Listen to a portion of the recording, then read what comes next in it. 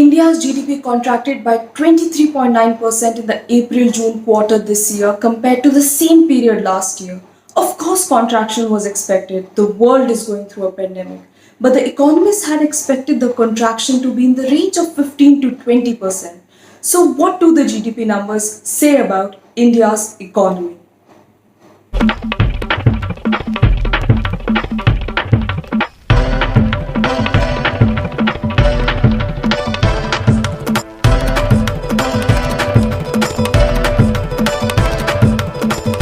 India was under an almost complete lockdown for the months of April and May.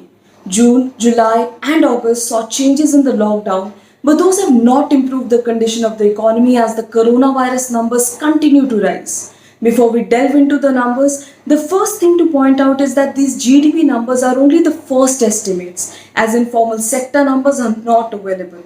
So, in the absence of data, the numbers don't reflect the gravity of the economic distress. Back to numbers. Construction has been the worst affected, of course. Gross value added was down 50% compared to the quarter last year. The sector suffered the most because of coronavirus because of three major reasons. The first, labor migration that happened because of the lockdown.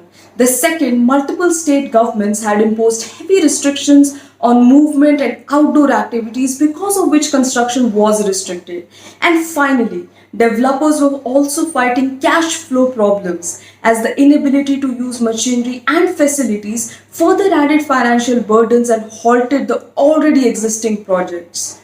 The agriculture sector has done alright, mostly because of a bumper harvest last season. The sector saw a growth rate of 3.4% despite GDP contraction. However, since agriculture doesn't contribute a lot to the GDP in value terms, its effect doesn't matter that much. The biggest contributor to the GDP, the services sector, which includes IT, hotels, restaurants, and other services, contracted by 47%. And this should be a major concern. $2.5 trillion की economy हमारी थी pre corona days में, तो वहां लौट के आने का वक्त 2 से 3 साल का हो सकता है. So why did India see this dramatic fall of GDP? Firstly, coronavirus, of course. All countries, big or small, have been affected by the same.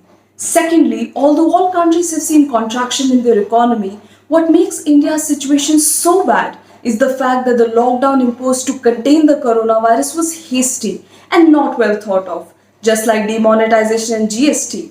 And that brings us to the third reason. India's economy was already not in the best position before the lockdown because of demonetization and GST. We were already listening to reports about unemployment and contraction. And since the economy was already failing, it could not withstand the external shock of the pandemic. How do we get out of this? A sharp recovery is not possible.